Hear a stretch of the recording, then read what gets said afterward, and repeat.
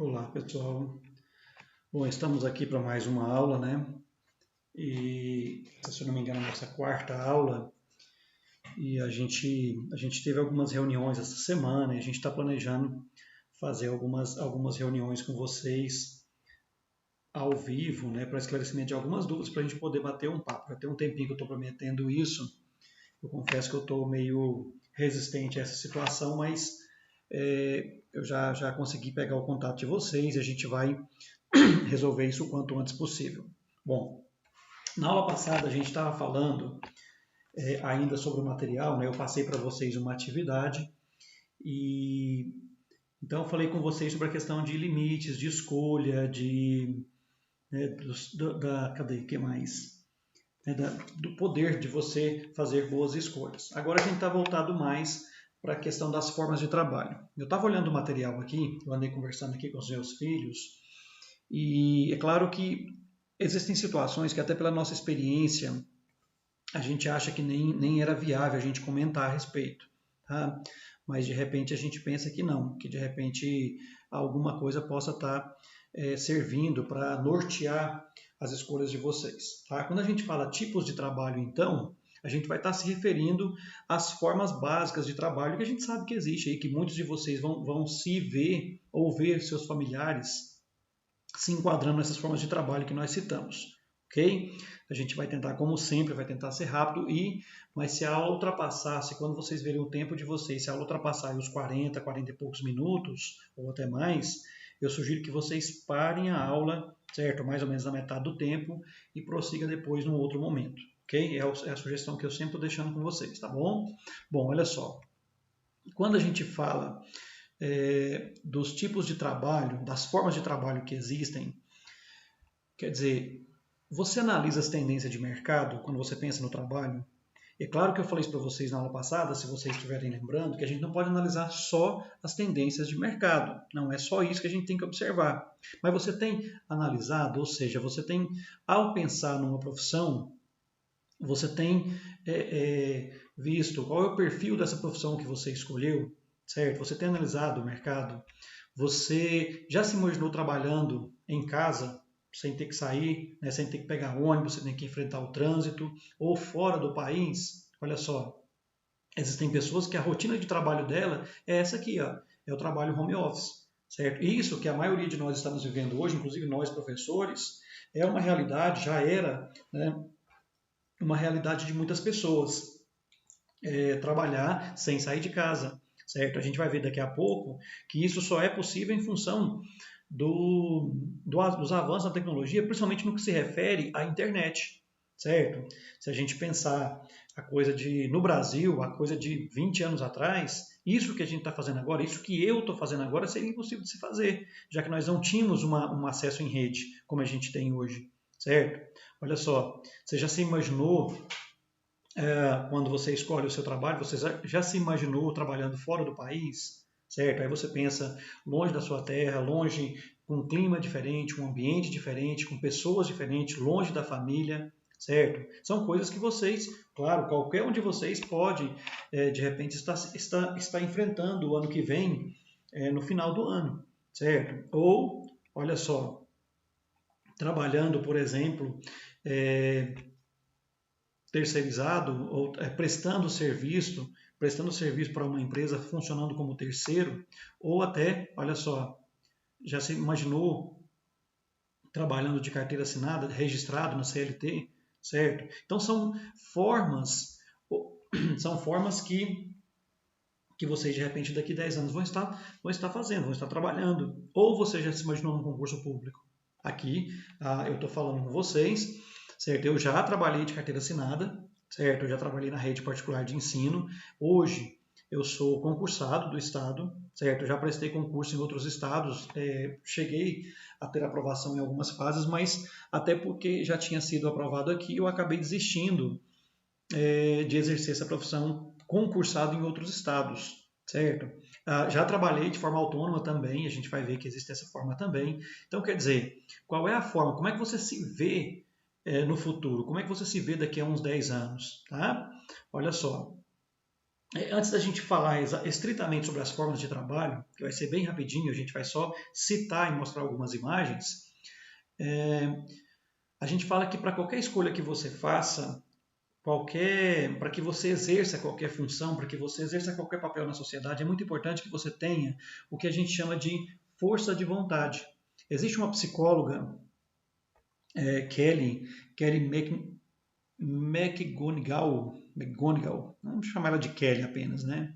Ela é uma psicóloga que ela citou uma frase que eu achei interessante de replicar para vocês aqui. Olha só, muitos problemas, né, problemas que ela presenciou na vida dos seus pacientes, muitos problemas não se resolvem por falta de vontade, certo? Ora, como assim?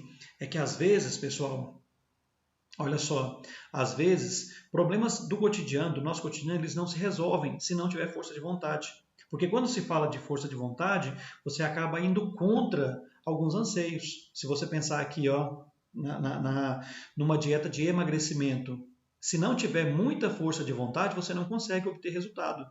Por quê? Porque você vai ter, como a gente vai ver daqui a pouco, você vai ter as tentações do cotidiano, certo? Uma pessoa que tem problema de obesidade, ela acaba tendo como tentação o tempo todo um tipo de alimento que ela deseja, um tipo de alimento que está ali na sua presença, certo? Ou seja, se ela não tem muita força de vontade para executar o que ela está pensando, ela não consegue. Então isso vale para processo de emagrecimento, isso vale para que você possa abandonar vícios, certo? Aqui eu coloquei para vocês o cigarro, mas a gente sabe muito bem que não é só isso, certo? Eu já discuti em algumas salas com vocês, em momentos anteriores, que inclusive há uma tendência genética ao vício.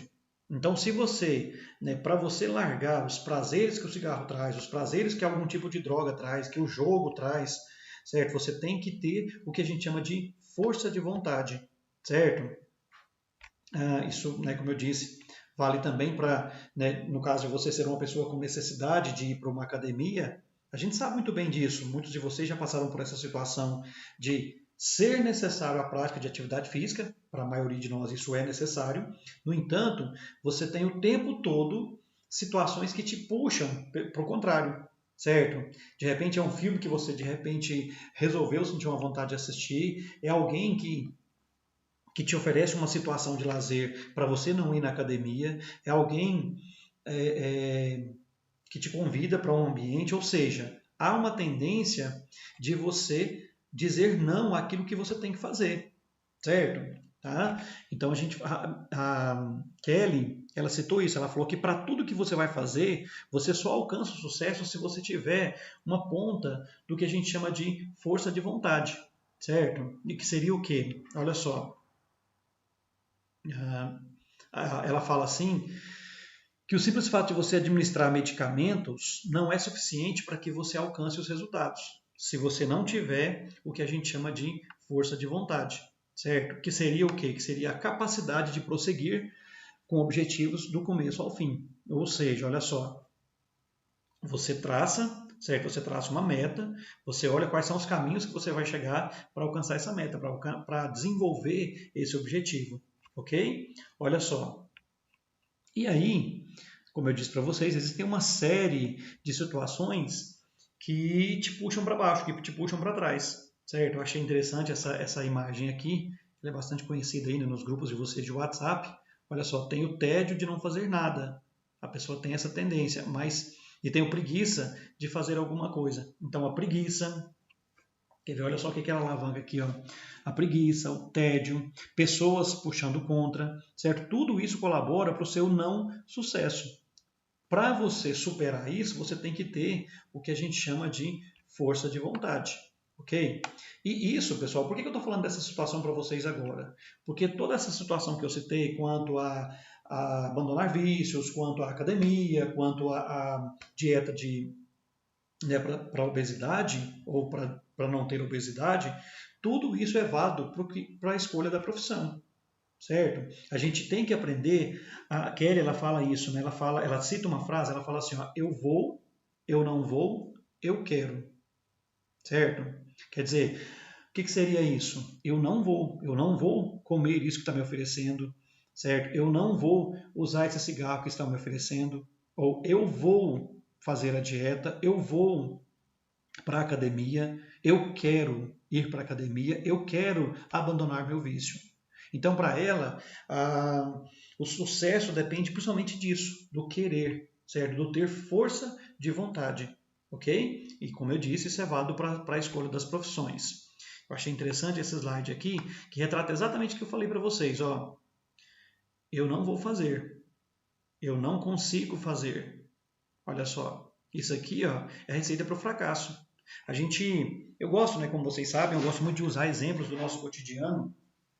Aqui em casa nós temos isso o tempo todo. A gente, tanto eu quanto a minha esposa, a gente fala isso muito com nossos filhos. Essa frase aqui, ó, eu não consigo fazer, não existe no nosso vocabulário. A gente sempre bateu com essa frase aqui, ó. Ah, não vou fazer porque eu não consigo. Não, não, não. Você não consegue, não.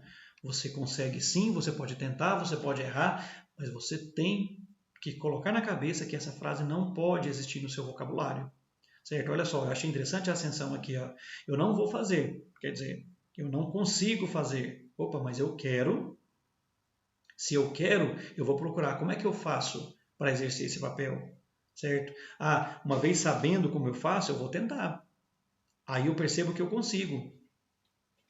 Ao perceber que eu consigo, eu tenho uma conquista. E quando eu tenho uma conquista, eu tenho o quê? Eu sou feliz, certo? Eu achei bem interessante isso que essa psicóloga falou com relação a isso, de você ter força de vontade no que você vai fazer, ok? Olha só, porque a gente sabe muito bem que o que não nos falta, tá, são as tentações, certo? Para você acabar sendo impedido de fazer aquilo que de fato você tem que fazer, certo? As tentações elas são diversas e o que pode levar você ao fracasso, né? Olha só, é muito mais fácil você falar assim, não, eu não vou estudar, eu não quero estudar, eu não preciso estudar. Sendo que, na verdade, você sabe muito bem que você precisa, certo? Que para você ter sucesso, você precisa sim se dedicar ao máximo àquilo que você se propõe. Ok? Bom, isso é só um adendo antes da gente falar da questão das escolhas da profissão. E aí, bem aqui, bem rapidinho, a gente vai falar sobre os tipos de trabalho que existem. Tá? Olha só. Quais são os tipos de trabalho que existem? Existe uma aqui que é bem conhecida. Eu falo, como eu disse para vocês, eu acredito que isso aqui, a maioria disso, vocês já têm noção. Para mim, não é novidade, a gente só vai fazer alguns comentários sobre cada um deles. Quando a gente fala teletrabalho, a gente está se referindo, pessoal, ao trabalho que é exercido mediante as tecnologias, principalmente no que se refere à internet. Hoje já é possível, para uma série de trabalhos que você possa optar por fazer, você fazer sem sair de casa, certo? Aquela ideia de acordar cedo, pegar um transporte, de enfrentar um trânsito, ir para o trabalho, em muitas profissões hoje, a empresa prefere, né, deixar com que você se dedique ao seu trabalho de casa, certo? Em home office.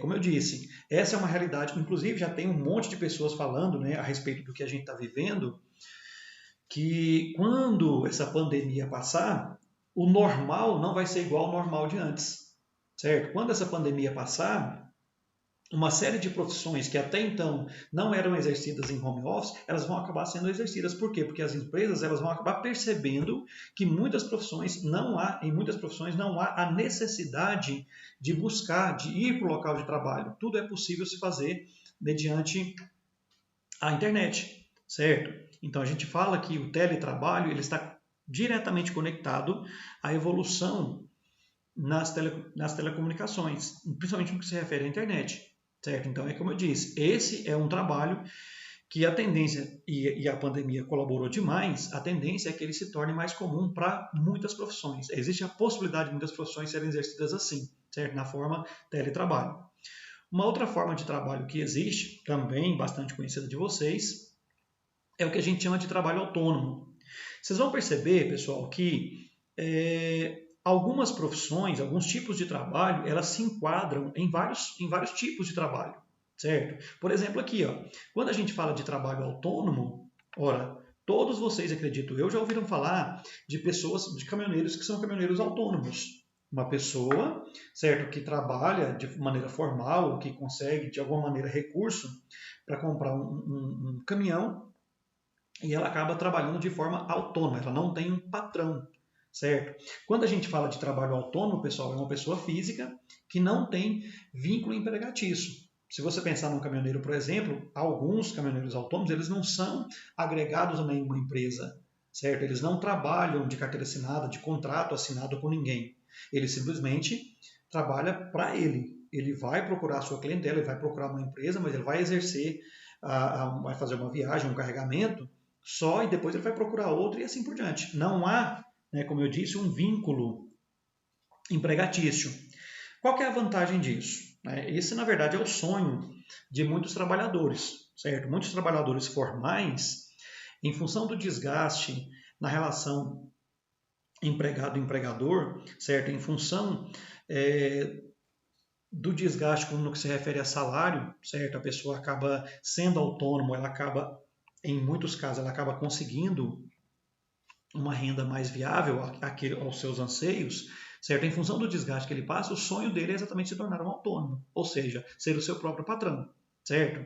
Uma das vantagens que existe é exatamente a questão da flexibilidade de horário e prévia negociação. Uma pessoa que é autônoma, ela não tem a obrigação de exercer um trabalho. Ela vai, a cada trabalho que ela vai praticar, ela vai negociar, certo? E é claro que tem seus pontos negativos, né, pessoal? A gente sabe muito bem que algumas dessas pessoas, para se tornarem autônomos, elas acabam se endividando, elas acabam tendo que ter uma carga até maior de trabalho, certo, para conseguir alcançar os seus sonhos. Mas em contrapartida, né, o fruto do trabalho excessivo dele não vai para o patrão, vai para ele próprio, certo? Então é trabalho autônomo. É claro que não, esse não é o único exemplo. Olha só, uma outra situação de trabalho autônomo também, certo? A pessoa não tem um vínculo empregatício com ninguém. Ele tem, aqui no caso, uma feirante, ela tem uma clientela, ela tem os pontos em que ela vai trabalhar. É claro que a gente fala que não tem vínculo empregatício no sentido de não ter ninguém para mandar nela, certo? Mas ela tem que ter todos os cuidados de qualquer profissional, né? Cuidado de cativar a clientela, ela vai ter que entrar no mercado de competição, certo? Porque senão ela não consegue exercer o seu papel. Mas não há, como eu disse, um vínculo. Tá? Ó, e aí outro exemplo, e é claro que esses três não são os únicos, mas só para que a gente possa entender o que é isso, tá? O trabalho autônomo, ok? Bom, um terceiro tipo de trabalho que a gente cita aqui é o que a gente chama de trabalho comissionado. É interessante que eu estava puxando imagens, né, de trabalho comissionado, né, me veio uma série de imagens de pessoas que trabalham, por exemplo, para a prefeitura, trabalham para o Estado, de maneira comissionada, ou seja, no sentido, nesse caso seria no sentido de indicado por alguém, né, alguém que não é concursado, né, alguém que foi indicado por alguém, ele acaba sendo chamado de trabalho comissionado. Mas aqui no caso a gente não está se referindo a isso. A gente está se referindo, pessoal, àquele trabalhador que ele trabalha e o seu salário ele é baseado na sua produção, certo? Ou seja, a pessoa ela ganha uma comissão daquilo que se produz. Isso é muito comum, pessoal, aqui, ó, quando se trata de trabalhadores que trabalham com venda. Aqui eu citei aqui, eu coloquei aqui uma pessoa trabalhando com venda de veículos, mas é claro que não é só isso. Tá? Quando você tem pessoas que trabalham com venda, geralmente pessoas que trabalham comissionado, eles, de acordo com o desempenho, eles vão ter um ganho, certo? Uma porcentagem, no caso das vendas, por exemplo, uma porcentagem da venda acaba sendo destinado a ele como pagamento do seu trabalho, ok? Muitas empresas, inclusive, quando se trata de trabalho comissionado, elas têm um salário fixo, né, um valor fixo para custear despesas com transporte, custear despesas básicas, né, mas é um valor que não consegue suprir as necessidades daquela pessoa. Ela acaba tendo, né, ela acaba se vendo na obrigação, né, de render no seu trabalho. A vantagem do trabalho comissionado é que acaba fazendo com que a pessoa ela se esforce mais para adquirir um ganho maior, certo? E é claro que se você pensar no patrão, né, se você pensar no empregador, a vantagem principal é exatamente a mesma, né? O funcionário ele vai ter uma força de vontade maior, certo? Existe uma grande quantidade de funcionários que trabalham assim, tá? De trabalho, desse tipo de trabalho. Aqui outro exemplo, né, de vendas. Como eu disse, a grande maioria das pessoas que trabalham com vendas são comissionadas, né? Geralmente elas podem receber sim um salário fixo, mas elas ganham uma comissão daquilo que se vendeu. Tá? E aí aqui, como eu disse para vocês, existem profissões que elas se enquadram em vários tipos de trabalho. Existem, principalmente quando se trata de pequenas empresas de transporte, tá? Eu, por exemplo, sei de quem faz isso, em que você tem lá, né, uma transportadora de pequeno porte, geralmente ela não tem um salário fixo para o motorista. O que ela faz? Ela vai lá, ela estipula um salário fixo, certo? Um salário fixo. Geralmente esse salário ele é baseado no salário do sindicato, ou seja, seria o mínimo da categoria, certo? E aí aquilo o motorista tem todo mês, todo final de mês ele tem aquele salário, certo? Só que ele ganha o que muitos chamam de diária ou ajuda de custo, ajuda na alimentação, mas geralmente, né, o que se ganha na verdade é uma porcentagem no valor do frete, certo? Então esse é considerado um trabalho comissionado, ok? Bom, olha só. Aí você tem uma outra categoria, vamos lá, né? Não teletrabalho 1, autônomo 2, comissionado 3.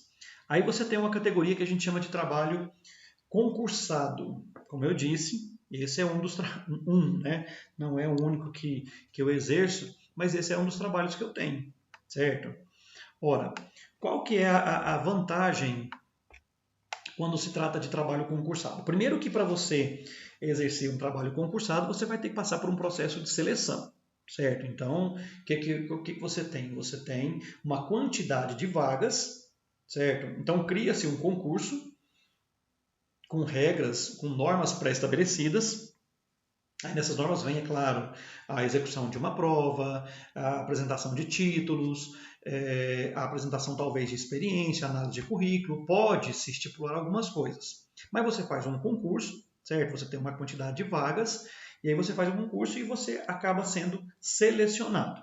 A principal vantagem, pessoal, a principal vantagem de um trabalho concursado é exatamente a questão da estabilidade. Por enquanto, existem isso aí é fruto de muita luta, de muita briga, principalmente dos sindicatos, né, para conseguir essa estabilidade quando se trata de concurso. Né?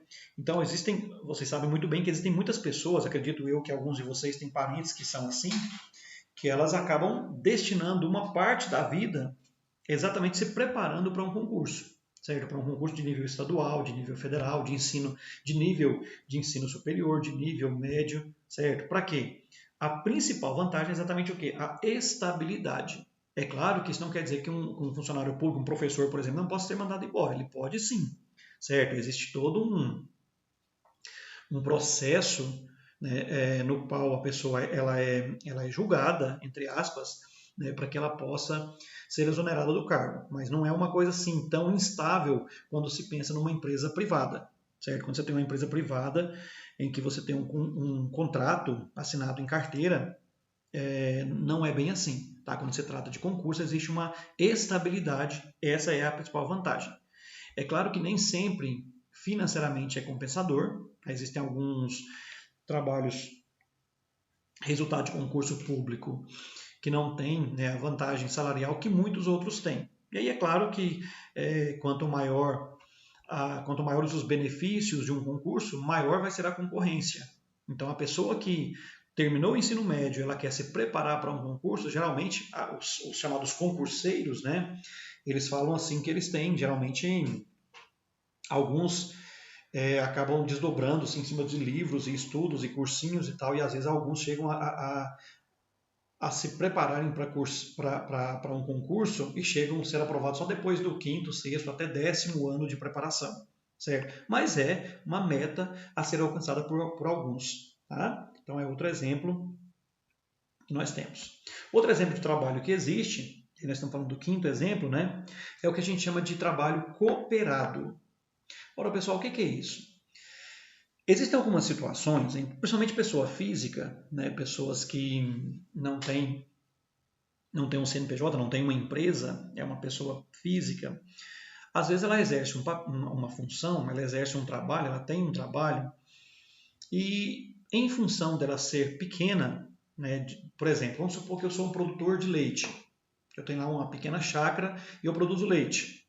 De repente, o fato da minha produção ser pequena, eu acabo não conseguindo beneficiar o leite como deveria, eu não consigo vender a um preço talvez viável, eu não consigo criar situações que me coloquem em nível de competitividade no mercado, certo? Aí o que eu faço? Eu posso me inserir numa cooperativa. Existem várias pessoas que fazem isso. O que elas fazem? Elas vão lá, elas criam uma cooperativa e ao criar uma cooperativa elas acabam podendo competir no mercado. Certo? Eu coloquei aqui algumas situações, mas isso que eu falei é bem claro para vocês, acredito eu. Olha só, a minha esposa ela é gerente de merenda de uma escola e atualmente, né, isso nunca, nem sempre foi assim, mas atualmente, por exemplo, parte do lanche de vocês, parte da merenda de vocês, ela deve ser comprada de cooperativas. Certo? Exatamente, são regras que foram criadas pelos nossos governantes, não sei precisar qual deles, né, de qual nível, se é só estadual, se é de nível federal, mas parte do lanche de vocês tem que ser compra de cooperativa. Ora, se você pensar no pequeno produtor aqui, ó, no caso aqui seria a produção, né, de repolho, abóbora, cebola e tal, esse pequeno produtor, ele não teria estrutura para vender para uma escola.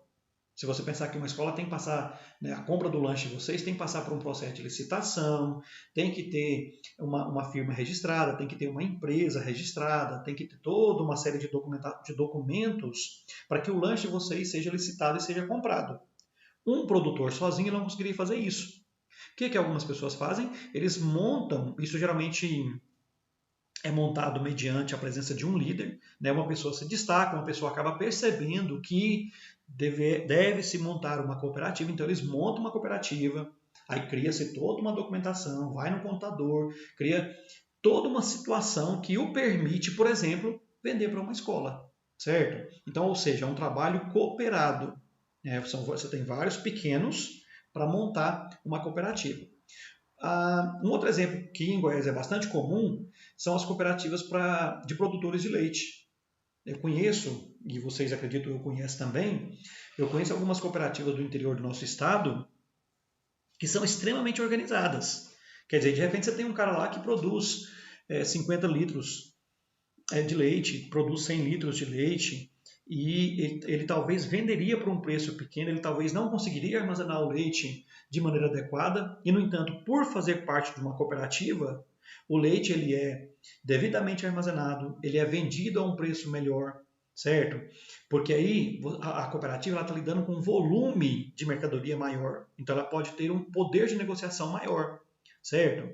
Existem até, vocês sabem disso, tem até algumas cooperativas em que a cooperativa acaba também criando, por exemplo, lojas em que eles compram, né, os insumos, adubo, ração, sal mineral, eles acabam comprando, por comprar mais, eles acabam comprando por um preço melhor. Então, ou seja, os cooperados, eles acabam tendo, né, a vantagem tanto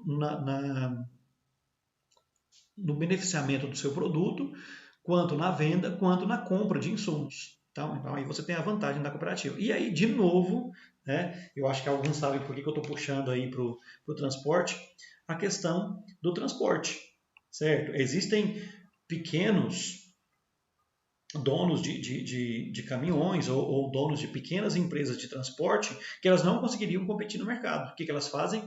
Elas montam cooperativas, certo? Eu cheguei a ver uma época em que o pessoal estava transportando carne de frigoríficos em containers. E então o que acontece? O pessoal tinha que agregar os caminhões. Então quem tinha caminhão na época que eu mexi com isso numa época, a gente fazia o quê? A gente pegava os caminhões e a gente agregava numa empresa que fazia transporte de carne dos frigoríficos para o porto, para fazer a carne de exportação. O que a gente chegou a cogitar, e depois acabou a gente mudando um pouquinho de ramo, o que a gente acabou a cogitar? A gente cogitou montar uma cooperativa. O que seria o quê? A gente montaria um CNPJ, montaria uma empresa especializada no transporte de containers, agregava alguns cooperados, para quê? Para que a gente pudesse comprar, né, ou melhor, vender o frete direto para o frigorífico, para que a gente pudesse ter um poder maior de negociação, certo? Então, cooperativa traz esses benefícios, ok? Bom, que mais? Qual é outra forma de trabalho? Vamos tentar ser rápido aqui, olha só. ONGs, certo? É uma forma de trabalho também. Às vezes a pessoa fala assim, o pessoal de ONG não quer saber de nada. Não, não é assim, certo? Quando a gente fala ONG, a gente está falando que é de organização não governamental, organizações não governamentais. Geralmente, pessoal, quando se fala de ONG, primeiro é um tipo de trabalho em que os salários eles não são competitivos. Por quê? Porque geralmente quando se trata de ONG, estamos falando, pessoal, de instituições que estão preocupadas com o bem da sociedade, certo? São organizações que elas não visam lucro, certo? A gente fala que são instituições sem fins lucrativos. Uma vez que não tem fim lucrativo, você não tem como oferecer aos profissionais salários competitivos. Então, geralmente, quem trabalha em ONG, ele acaba se submetendo a um salário menor, certo? É claro que é menor dentro daquilo que ele faz, mas existe uma tendência da pessoa que trabalha em ONG, ela está ali mais por uma questão pessoal, uma questão de preocupação com o bem social, certo? E não preocupado, ou talvez sim, talvez ele está ali também para adquirir experiência, certo? Mas ONGs, geralmente, pessoas que trabalham em ONGs estão preocupadas com o bem comum, certo? Com o bem comum e não com um benefício próprio, ou não num ganho maior, tá? Então é basicamente isso. Expatriado. Esse é um termo que talvez vocês não tenham visto, mas é um termo que dá para entender pelo nome. Quando a gente fala que alguém faz um trabalho expatriado, é alguém que trabalha fora da sua pátria, certo? Se você pensar, eu seria um brasileiro que trabalha fora do país. No geral, quando você pensa em trabalho expatriado, no geral você tem empresas que fazem esse recrutamento. Então você tem, por exemplo, aqui eu coloquei uma mineradora, isso é bastante comum. Você tem uma mineradora, por exemplo, que ela tem, né, unidades aqui no Brasil e de repente ela acaba pegando um serviço em outro país, na Europa ou em outro país da América, e ela acaba selecionando alguns funcionários, alguns trabalhadores do nosso país para trabalhar em outro país. Geralmente, quando é assim, a empresa que faz a contratação, geralmente ela se encarrega de todos os trâmites necessários para que ele possa sair do país, certo? Documentação, alojamento, viagens de volta para poder visitar a família, ou seja, é uma pessoa que ela está trabalhando fora do país, mas as despesas com relação a estar trabalhando fora do país, elas são custeadas pelo empregador, ok? Mas nem sempre é assim. Existem pessoas que são expatriadas e elas vão trabalhar fora do país sendo levadas por empresários ou chegando lá, elas acabam assumindo a sua própria carreira e não necessariamente ela está sendo cuidada, né, por uma empresa daqui. Eu só peguei essa imagem aqui para você ter noção do que eu estou falando. Olha só, Expatriados Futebol Clube, os brazucas que optaram por outras bandeiras. Isso aqui é uma coisa bastante comum, né, no nosso país. Pessoas jogadores de futebol, por exemplo, que acabam saindo daqui e acabam conseguindo uma situação financeira melhor lá fora, ok? Eu pedi para minha filha ler esse nome aqui um monte de vezes, mas ela diz que é offshore, alguma coisa nesse sentido. Mas a explicação é bem tranquila, tá? A explicação disso aí é bastante tranquila. Isso se refere a quê, pessoal? Se refere àquelas pessoas que elas fazem um trabalho que é contínuo e a pessoa não pode se ausentar. Geralmente, eu coloquei aqui uma situação que eu conheço, tá? Eu conheço uma pessoa que trabalha dessa maneira. Ele mora numa cidade e o trabalho dele, ele trabalha com construção de silos, que são esses armazéns gigantes aqui, ó, são secadores, armazéns de grãos.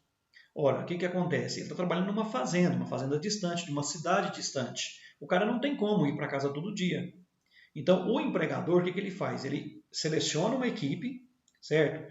E quando essa equipe vai trabalhar para a construção desse empreendimento aqui, ó, o empregador ele tem que criar condições para que esses funcionários eles estejam ali, certo? Ou seja, eu estou falando de alojamento, de alimentação, certo? De viagem de visita à família.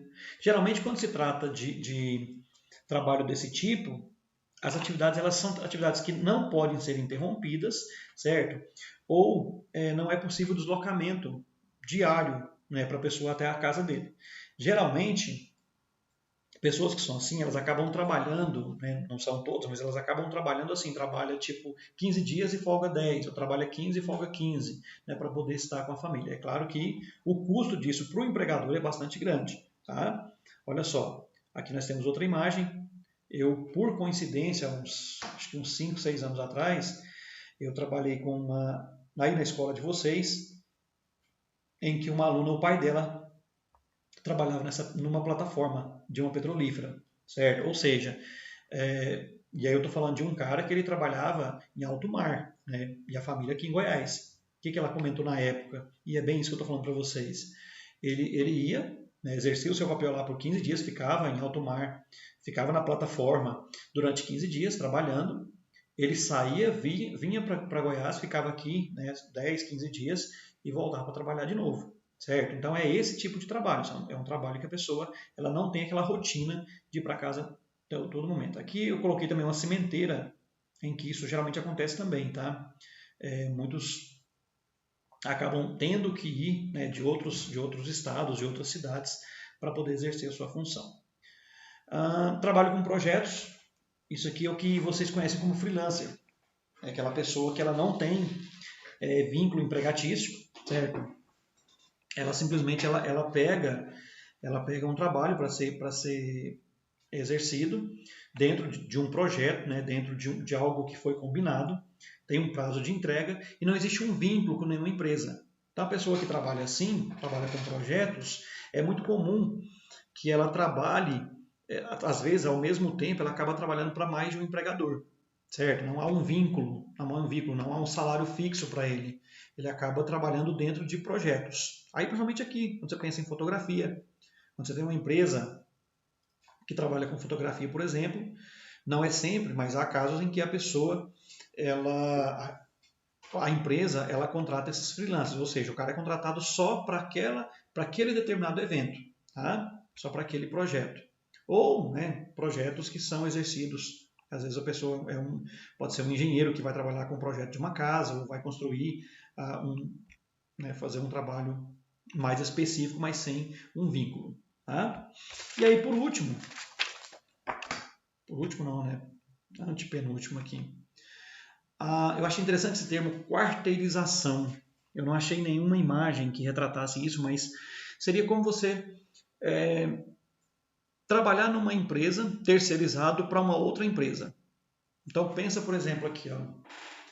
Imagina que eu tenho uma frota de caminhões, por exemplo, e aí eu resolvi não criar nenhum vínculo empregatício com os meus motoristas. Eu peço para que os motoristas eles criem um CNPJ, certo? Eles vão trabalhar para mim como terceiro. Ele é um prestador de serviço, certo? Só que aí o meu caminhão, a minha transportadora, trabalha para uma outra transportadora. Então imagina, eu tenho uma transportadora aqui que faz um frete de uma empresa tal daqui para São Paulo toda semana. Eu tenho os veículos. Então eu estou fazendo o quê?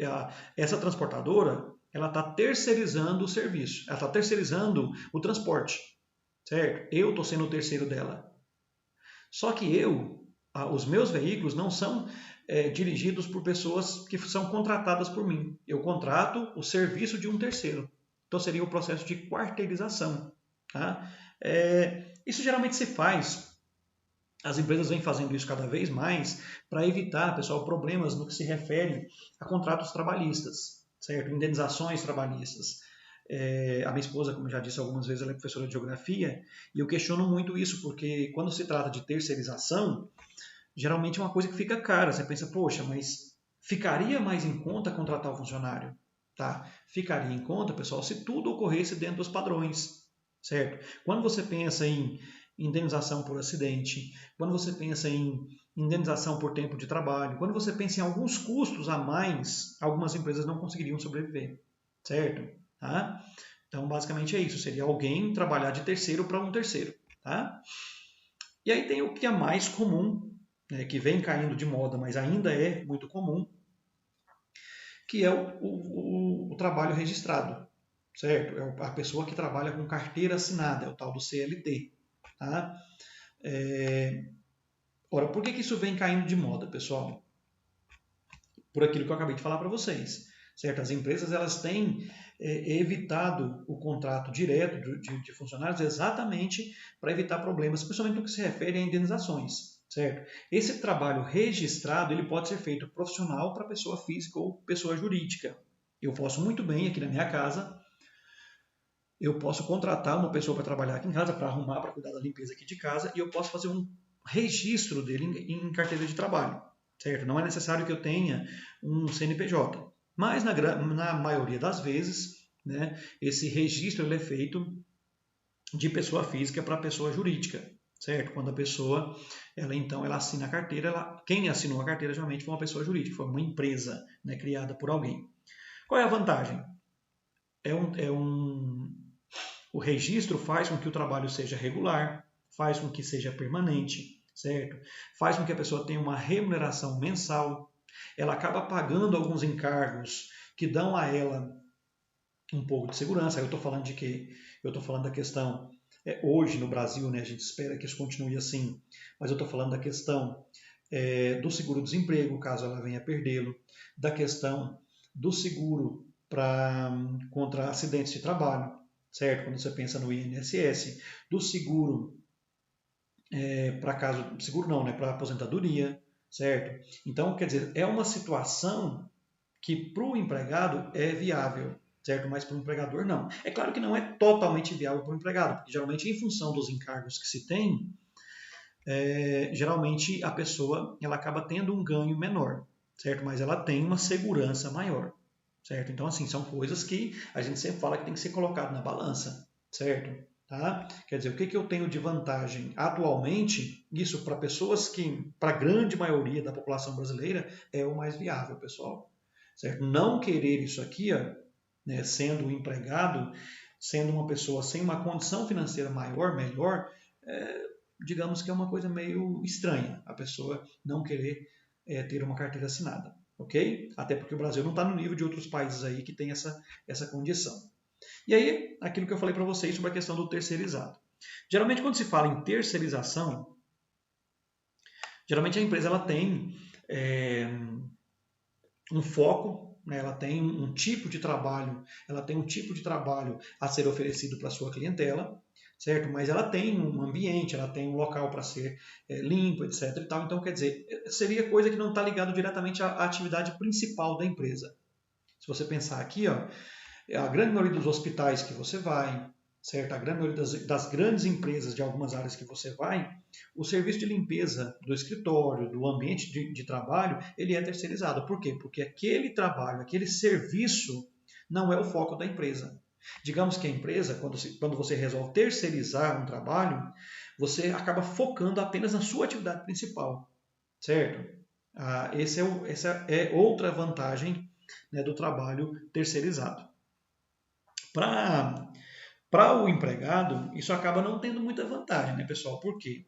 Quando você pensa, por exemplo, numa indenização por um acidente, por exemplo, de repente, como não há um vínculo com essa instituição maior,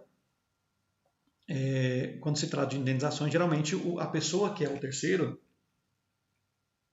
a pessoa jurídica terceira aqui, via de regra, ela não apresenta muitas condições que talvez um empregador maior teria. Tá? Mas isso é uma questão também a ser analisada. Tá? Como eu disse, quando você terceiriza, você reduz os custos, certo? E você aumenta a competitividade, por quê? Porque, como eu disse, você vai focar no seu trabalho principal. Bom, e aí, por último, você tem o que a gente chama de trabalho voluntário, pessoal. É claro, o nome já está dizendo, né? Aí o trabalho voluntário. Nem sempre o trabalho voluntário para você é ruim. Se você tiver condições de fazer um trabalho voluntário e isso, por exemplo, profissionalmente te deu uma experiência, isso não vai ser ruim para você.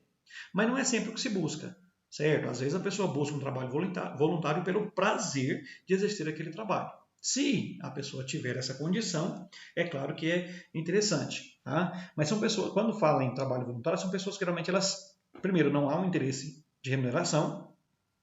Segundo, há um interesse social comunitário, ou seja, o bem maior da população.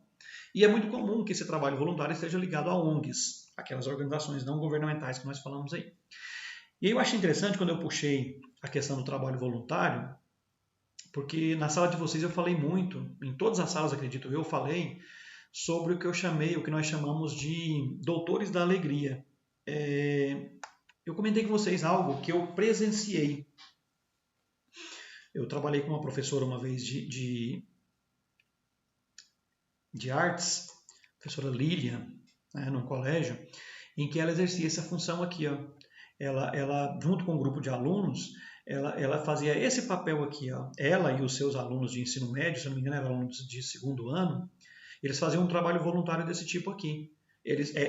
Era permitido que eles fizessem isso, então eles iam para o hospital, eles faziam, né, se vestiam de palhaço, então liam história para os meninos, faziam pequenas apresentações de malabarismo.